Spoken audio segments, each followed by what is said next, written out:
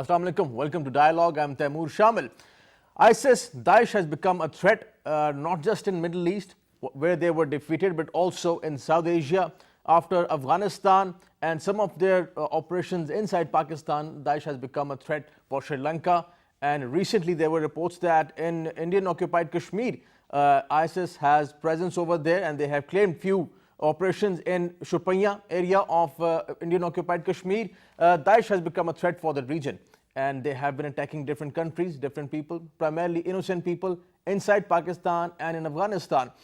Sufi shrines, mosques and schools have been attacked by ISIS, by Daesh, and this is certainly very different. The mind frame, the mindset of Daesh is very different from Al-Qaeda, TTP and other terrorist organizations. They have their own way of operating. Violence is their hallmark, and Daesh has been using this violence against innocent people inside Afghanistan and Pakistan. This has become a threat for South Asia. How would the countries in the region, in South Asia, address this issue? Iran and Pakistan both have been working on this issue. They also had an intelligence sharing that they both would address this issue of ISIS and its presence in Afghanistan. It is also a concern for Russia, for China as well, and most importantly for the Kabul government. But how would India and Sri Lanka address this issue? We are going to discuss about this, the threat of Daesh in the region, and also recently the pressure on Iran is mounting. United States and their troops are nearing Iran. They are surrounding Iran. The United States has given a very clear message that Iran has to stop threatening the US interest and US allies in Middle East and in the region. US thinks that Iran, through its proxies, is threatening the US interest in the region, though Iran has denied all this, and they think that this is only a one-sided story, that US and its allies are mounting pressure on Iran, which is not justifiable. We are going to discuss about these two topics today with our special guest in the studios. Our first guest is Major General retired Saad Khattak, renowned senior security analyst. So welcome to the show. Our second guest is Mr. Tajammul Altaf, a former ambassador and renowned senior expert on Pakistan's foreign policy. So welcome to the show. Our third guest is Dr. Riffat Hussain, a renowned senior strategic analyst and a professor at National University of Science and Technology, Islamabad. So welcome to the show. Thank you so much. General Saad, starting with ISIS and its presence in the region. First we saw that ISIS was in the Middle East, Syria primarily, and Iraq. Expressed of the view that they were defeated over there, and somehow they were brought, or they came in Afghanistan. They attacked innocent people in Afghanistan, and there were sporadic attacks in Pakistan as well, though Pakistan has kept a check on them. But this thing is now growing, the threat of ISIS in India, and recently we saw in Sri Lanka. How do you see this threat of Daesh? Bismillah ar-Rahman ar-Rahim. Thank you very much, Taimur, for having me on your show. First of all, let me say that Daesh's presence in South Asia has been since 2014, when they emerged in Afghanistan, and thereafter, in one form or the other, it remained present through various operations conducted in Afghanistan as well as in Pakistan. I think people who are really behind Daesh or ISIS, I think that their job in the Middle East is over. The Middle East is left destroyed, almost in tatters, and therefore they have a job elsewhere, and therefore the priorities have started shifting to other areas, and I think the most lucrative areas for the powers to be is South Asia, and therefore you see more signatures of Daesh in this region. What I would like to say is that its emergence in this part of the world coincides with the interests of some of the great powers in this region, and of course goes against the interests of some of the great powers in this region, and therefore we exactly know what's happening in our region in terms of economic development that is taking place in this region, which is not acceptable to some of the powers, and therefore that tussle continues between these powers in our region. So having got them defeated in Syria, having got them defeated in Iraq, and they had to be relocated, and I think they require spaces, open spaces, ungoverned spaces, and Afghanistan is a place which provides ungoverned spaces to them. So therefore we see their mainstay in Afghanistan, and then of course operating from there with the support of those who actually are behind these elements. So therefore we are going to be seeing more of them in this region, and including in India, and as I said that in India there would be surfacing Daesh primarily because of the reason connivance between the great powers here to dubbed the freedom struggle in Kashmir with terrorism, which they had been trying to do that, and successfully they have done that before as well. So therefore, I think more of Daesh will become visible in Kashmir as well as mainstay India. This is a very interesting point, Ambassador Altaf. This point that India might tag the Kashmiri struggle with ISIS, this too is a perspective. This too is a very important point, because looking at the history of propaganda in India, they're very good at it, by the way. But Daesh is a threat. It's a real threat in Afghanistan and Pakistan. How do you see it in Afghanistan, Pakistan, India? Thank you, Taimur, Shamil, once again inviting me for your show. First of all, I totally agree with the views and comments of Major General Saad Khattak Sahib, the way he has narrated this whole scenario. And my take is that yes, no doubt the presence of ISIS in our region may be a concern for all of us, but this is definitely under a design and scheme to bring, Daesh on the ground, which is not a new story. It started in 2014.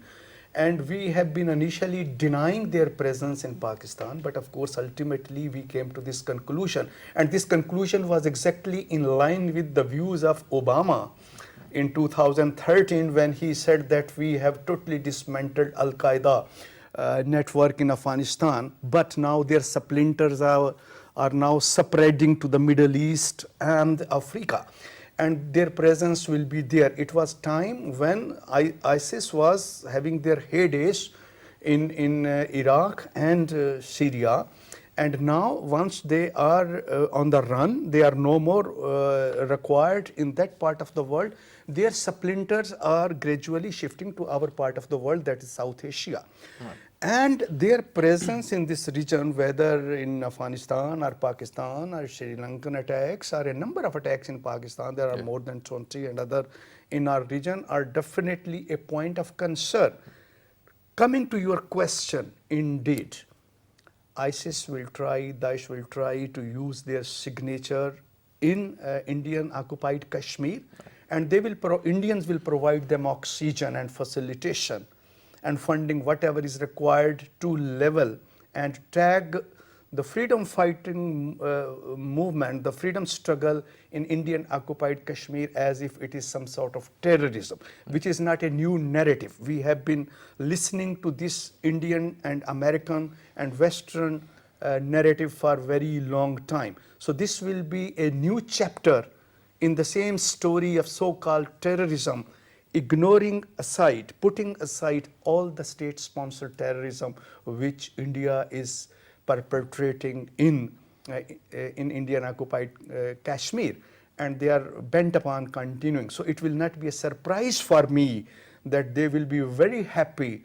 that an organization having their link in the Middle East and now working in our region is coming on the fore, and they are putting their operatives on the ground, and this is another form and facet and manifestation of terrorism, and we need to really work on that very holistically, and we have to strive hard not to allow Indians to take benefit from that sort of situation.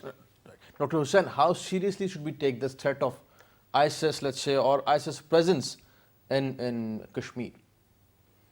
Well, I think all indications are that they claim to have their presence. Whether that claim is actually or factually true or not is something that we need to investigate more. But the very fact that an attack has occurred on a police station in Shopian, in which a couple of policemen were killed, and the very fact that ISIS has claimed that that they have set up a chapter inside Pakistan and also in Hindustan, and they have extended their influence, which was confined to Afghanistan and the Khorasan area. So we need to take these claims very seriously, but the extent and the magnitude of their presence is something that's an empirical question. So I would not like to discuss this, but as far as the point is that what would be the Indian state's response, I think Indian have historically used many proxy groups to promote their interests, and if they would find benefit in being using the ISS presence inside Kashmir to discredit the Kashmiri freedom struggle, which they have been unable to pacify even with the presence of 700,000 troops. So there is an incentive, but there is also, they have to be very careful if actually they would use the ISS as an instrument of their policy, because ISS is actually an ideology in search of a cause. So it's not in the interest of the Indian state to promote ISS as an instrument of violence, even though they may be able to gain a short-term objective of discrediting the Kashmiri issue, but the problem can be much bigger.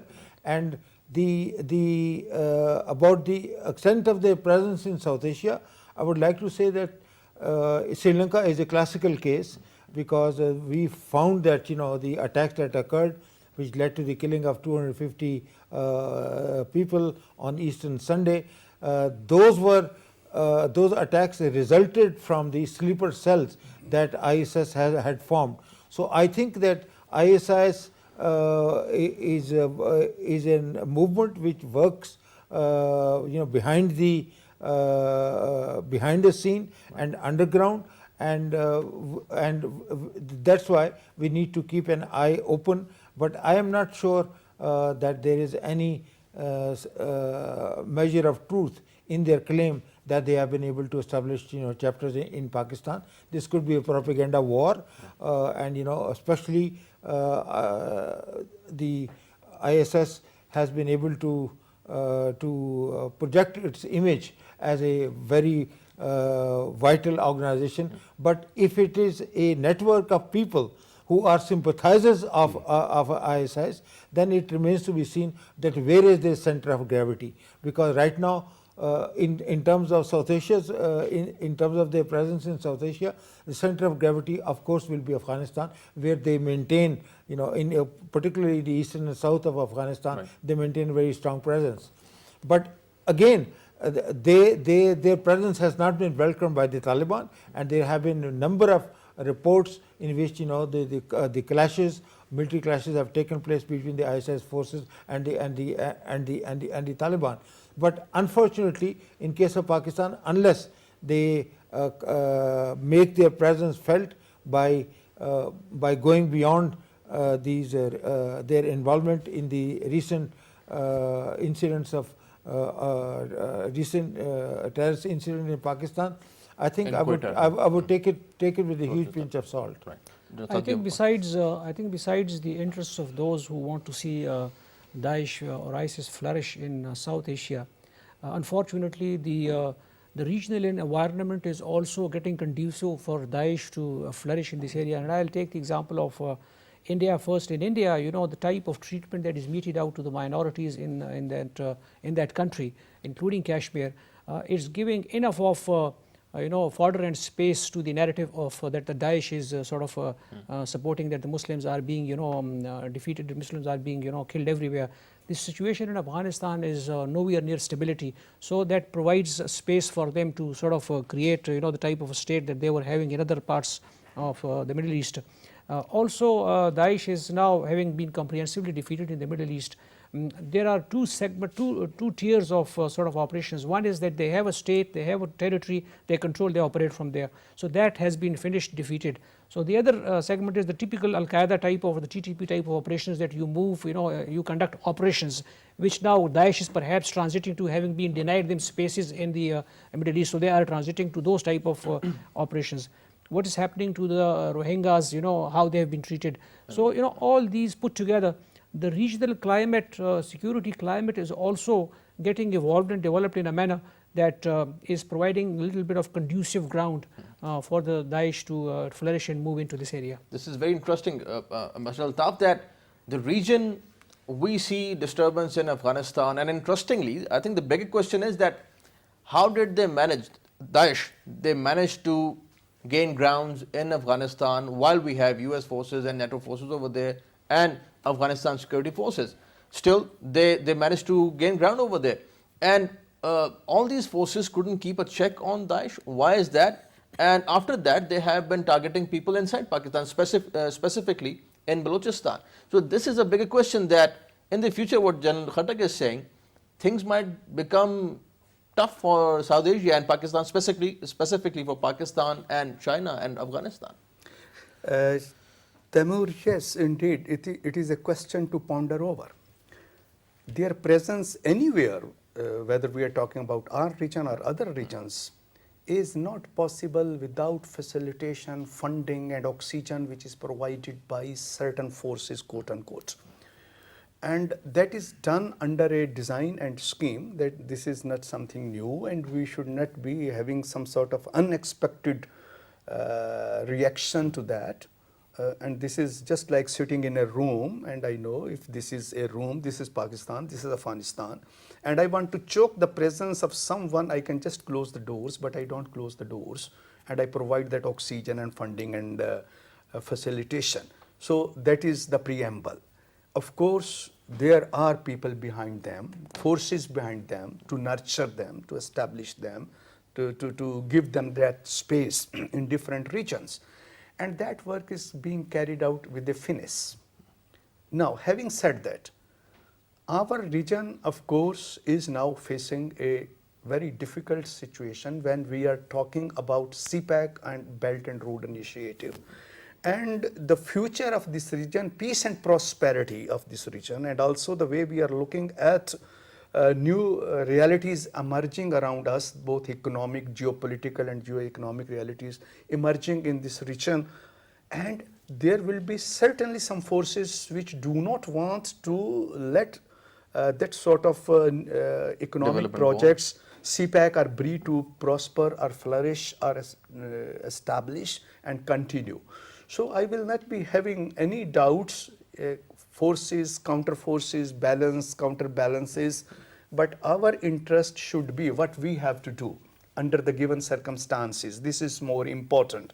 Number one, I'll take lead from the recent briefing by DG ISPR, which was on 29th April 2019, whereas he has categorically stated that we have succeeded to dismantle the infrastructure of all proscribed terrorist organizations in Pakistan, and we are now trying to fence the border with Afghanistan, establishing posts, trying to control incoming and outgoing of these terrorist groups.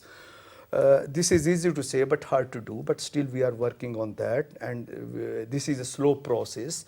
But now the challenge is how to safeguard our national interest, how to take best care of our regional interest and our allies and friends in this region. For that, of course, we have to first of all put emphasis a holistic national policy wherein our army, civilian government, parliament and other stakeholders and institutions should be on the same page to handle this untoward situation coming out of the presence of Daesh or other terrorist organizations in our region, number one.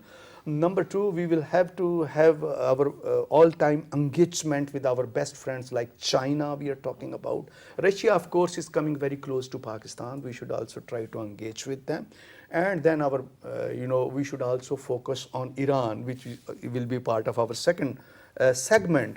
And then we should try how we can safeguard our regional economic interest in the best possible manner, not to allow the outside forces to scuttle the whole process. That is easy to say but hard to do. But of course, if our energies are focused, and that focus is both national, I will start provincial, federation level, national level, regional level, and then at a broader level, only then we can safeguard our vital interest. We should be concerned, but at the same time, simultaneously, we should try to overcome that sort of situation and start thinking now and working together hand in hand. And Dr. Hussain, Russia and Iran and Pakistan, they don't underestimate the threat of ISIS, threat of Daesh. Do you see it that sort of a serious threat in the region? because the reports are, and in the media as well, that there has been intelligence sharing on this matter of Daesh between Russia, Pakistan and Iran and Afghanistan. We have been communicating this to Afghanistan as well.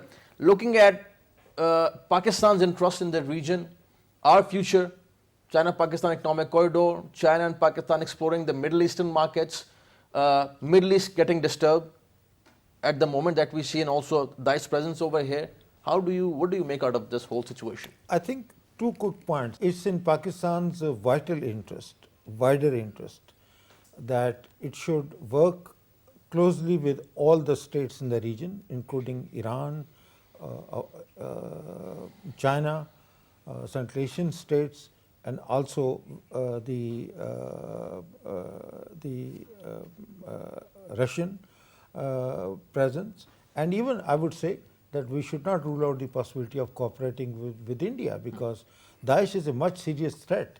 It's if they take up the local causes, then they can aggravate the security situation for the Indians. Even though, as I said earlier, Indians may be able to gain a short-term benefit by discrediting the Kashmir cause.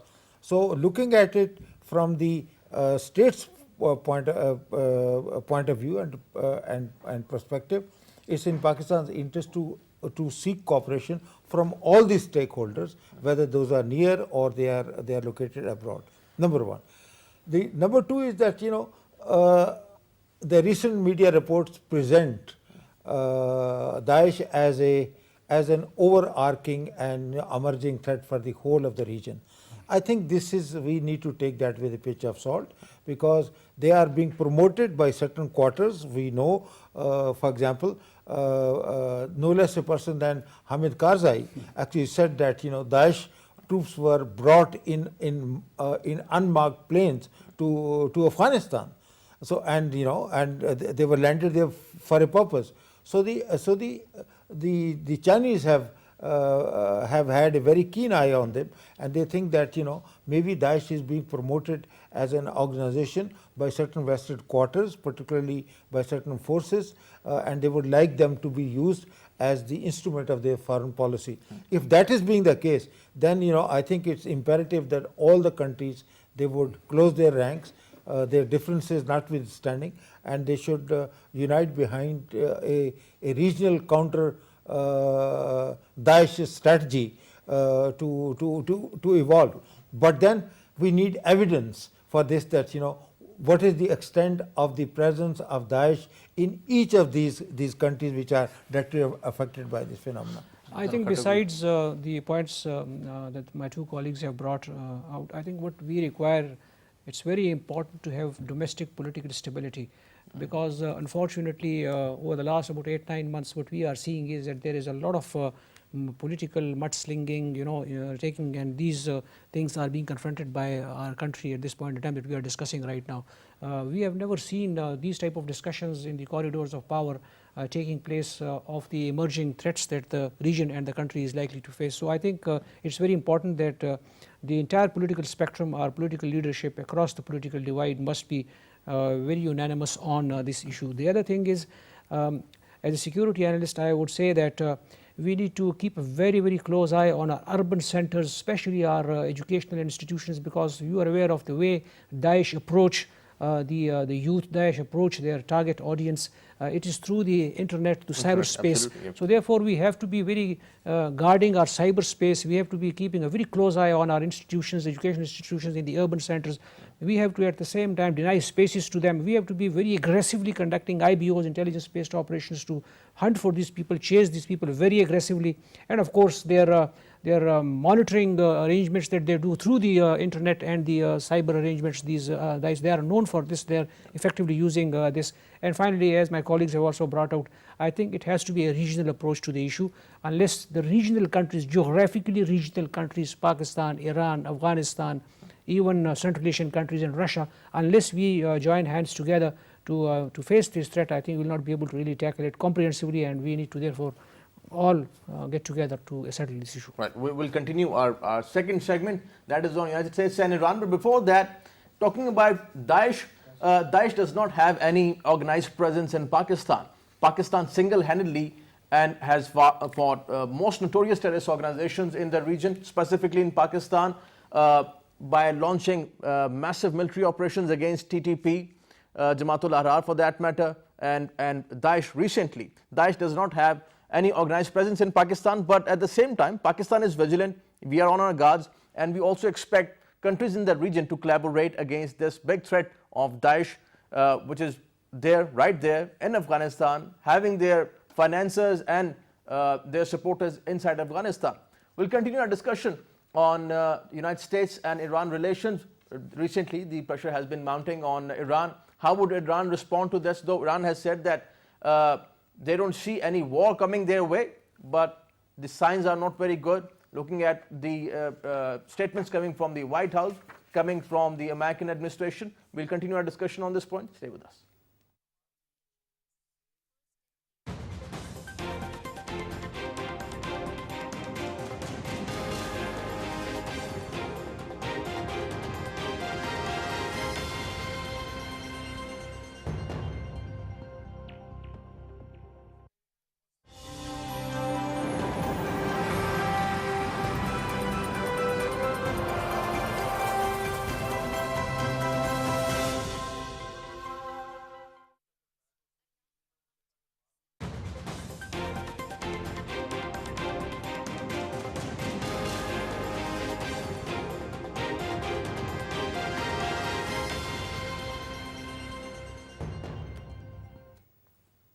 Welcome back. The pressure is mounting on Iran, and United States and Iran both are on the verge of having not very amicable relations. The threats are there of the threats of war.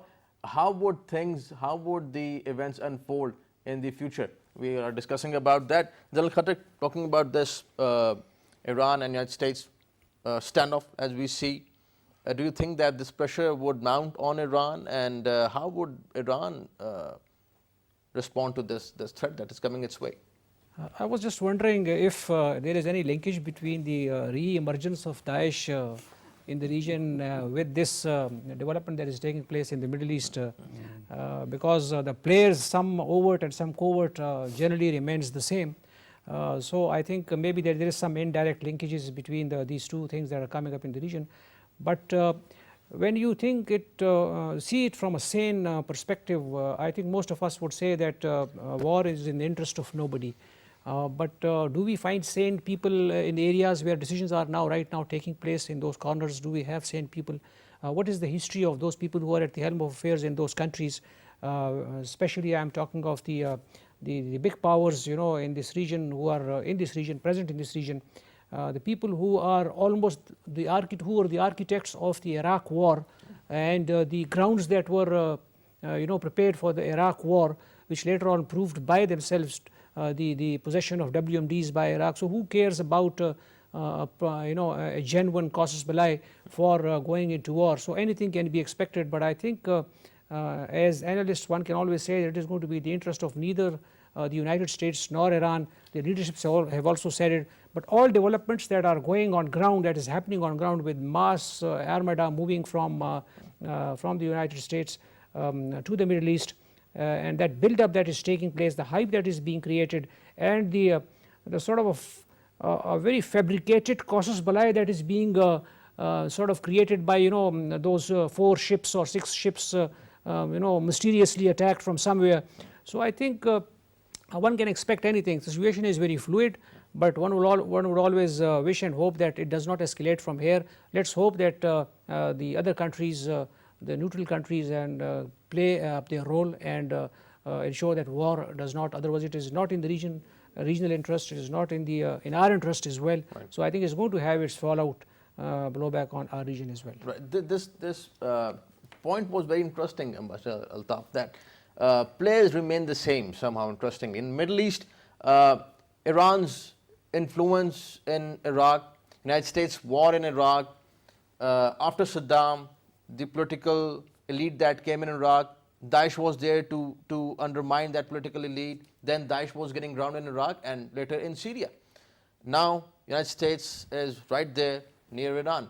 How do you see this? These players, the same players, playing all over in Middle East? Well, Taimur, this is again interesting chronology and comparison put forward by General Saad Khattak. I am also intrigued to have the same gut feeling that perhaps there is some sort of linkage between the presence of Daesh and what we are seeing in Iran and all that hype which is being created in this part of the world. And it really seems that yes, certain forces are using the fault lines in our region to the maximum extent to make the best use for their own purposes, interest. Having said that, it seems to me that perhaps war in its real conventional form in Iran is going to be a far-fetched reality. But at the same time, we should not rule out the possibility all that preparations which are being undertaken may be leading us to a much more difficult, precarious, complicated and complex situation in the region. And no doubt, Trump is a person who is a businessman, who is a deal maker, who knows how to exert pressure and how to release pressure, but at the same time there is a lobby behind sitting in United States of America. People like John Bolton and Mike Pompeo who can be, the hawks that they are coming up with their own voices and they are working for a certain lobby. Right. And that certain lobby is now bent upon to bring down Iran one way or the other, either to declare them a rogue regime or a regime change in Iran, or they are talking about, after this decision, unilateral American decision by Trump to come out of that deal on joint deal on, nuclear thing with Iran. And they are creating hype continuously and they're putting pressure on Iran without fail, and that thing will continue. But how long that is possible and how long they can stop the war not taking place is a big question. But in between, if say, what is the thing which is being sandwiched is our economic interest, which we talked earlier, whether this is CPEC project or Belt and Road Initiative. And is it now going to be double pressure coming from ISIS or on the other Iran side, situation over there, in the Middle pressure East. on Iran? And we should be, our policy makers and decision makers should be absolutely clear while taking cognizance of this very precarious situation to use their cards very wisely, sanely, and not play a game like what? Should be taking any side with Iran in this difficult situation? Should be forthcoming to support Iran, or should we remain silent? Or should be neutral? Of course, we should not stand neutral. We should be having our voice somewhere in favor of Iran. Dr. Mohammad Faisal, Pakistan, spokesperson, Pakistan Foreign Office, he has made some very clear statements yesterday and day before yesterday as well. On Wednesday, it was regarding Saudi Arabia, Pakistan and Saudi relations, and yesterday it was regarding the pressure mounting on Iran. Yes, and we should be working, taking full cognizance of all these intricate things emerging and handle them very carefully, as very well pointed out by the two panelists as well, that our policy should be focused and we should be very, very much consistent how to deal this whole precarious situation. And that is a big challenge for the region, because our fault lines are also simultaneously overlapping. From the regional perspective, you're absolutely right that Pakistan has to see what would benefit Pakistan. But Dr. Hussain, some experts are of the view that there are hardliners in Washington, hardliners in Tehran as well. Both have their own approach towards this whole issue. Iran also has, some experts say, expansionist tendencies. US too, we all know. Iran's influence in the Middle East. How would these two countries now find, let's say, common ground? And do you think that the United States wants to push back Iran on all those gains that Iran made during Obama's second term? Well, there cannot be a moral equivalency between the hardliners in Washington and the hardliners in Iran. If there are any hardliners in Iran, if you think that Jawad Zarif is a hardliner, so I'm sorry, he does not fit the description of a hardliner. Hardliners are those who were right from the day one, even under the Obama administration, were opposed to the GCPO coming into existence, and they have successfully scuttled the agreement, which was not only a 5-power agreement, 5+1 agreement, a GCPO deal or nuclear deal, Right. but I should also point out that that agreement was codified into the UN Security Council resolution, which was passed after the GCPO. So who has walked out of the deal? Not the Iranians, not the Germans, not the French, not the Chinese, but the Americans. And for what reason? Because they thought that Iran was found to be in non-compliance of its treaty obligations, and there's not an iota of evidence to suggest, including we have the supporting statement from the IAEA officials, then Iran has been in full compliance of the agreement. So that settles the question. Now, I agree with you. The one reason why war will not happen between Iran and the United States is because the international forces, international configuration of forces is such that most of the countries, except the United States, they are not in favor of use of force. And the second is that these guys think that still the deal can be saved if they can prevail upon Washington to back off from the unilateral pressure they are exerting. And also, United States stands alone in its accusations against Iran because nobody has bought the accusation, not even the Russians. Mr. Lavrov, the Russian foreign minister, is on record about a week ago when he held a press conference with Jawad Zarif, in which he lent explicit support to the not only the GCPO agreement, but he said that that it's not Iran which has not kept up its international commitments, but it is the other actors, and he was referring to the United States. And the Chinese also do not want any kind of a confrontation to break out. But under one scenario, I would not rule out the breaking out of the conflict because there can be an inadvertent escalation.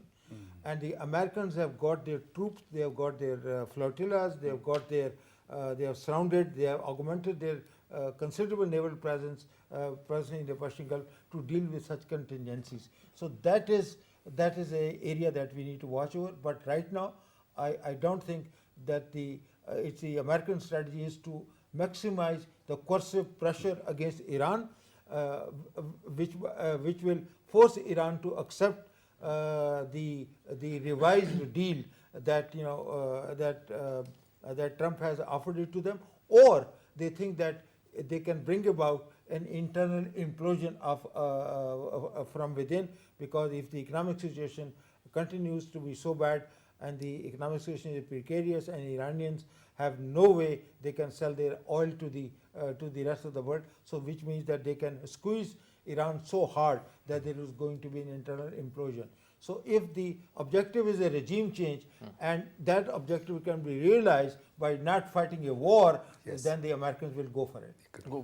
I think given its friendly relation with both Saudi Arabia, also Iran, also the UAE, I think Pakistan needs to build very aggressive diplomacy to engage these countries, because in any case these countries will be drawn in if at all there is a war takes place.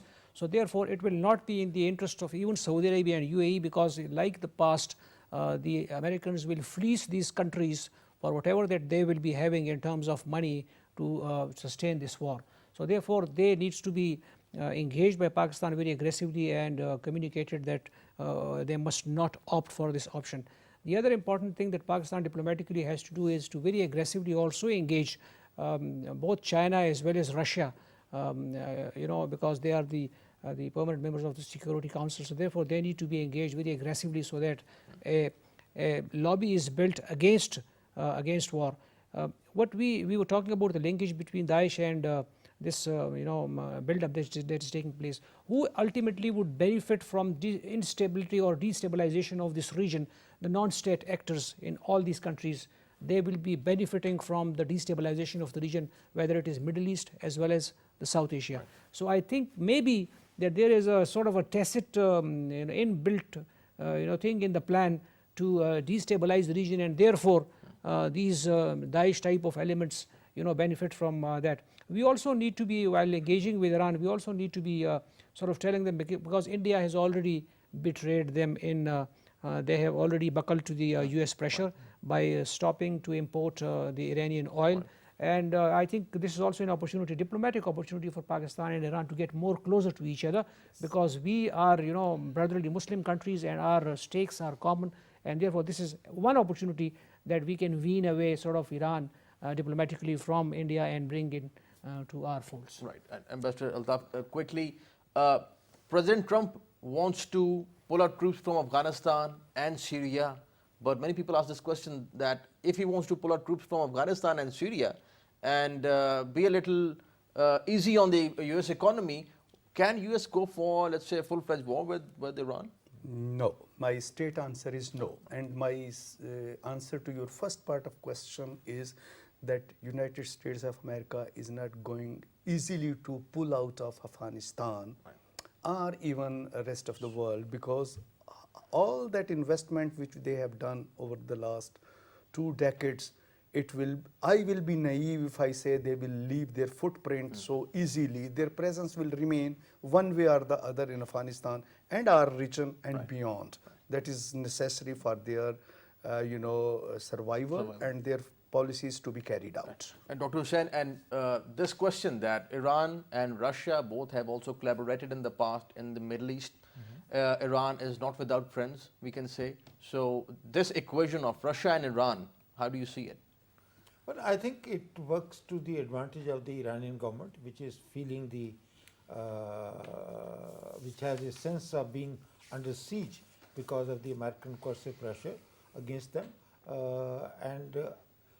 If there's any authorization of the use of force, then it has to be done by the Security Council. Yes. And the Chinese and the P5 countries, except the Americans, they do not want to go to the Security Council because the people have used US war against Iraq as an analogy. But let's not forget that for that there was a specific authorization, not only by the US Congress but also by the UN Security Council. So, but we do not have that kind of a situation here. Yeah. Gentlemen, thank you for joining us. General Khattak, a pleasure having you on the show. Thank you for your time. Ambassador Altaf, thank you for joining us. Thank you for your time. Dr. Hussain, a pleasure having you on the show. Thank you for your time. That's all from today's dialogue. See you next time. Khuda.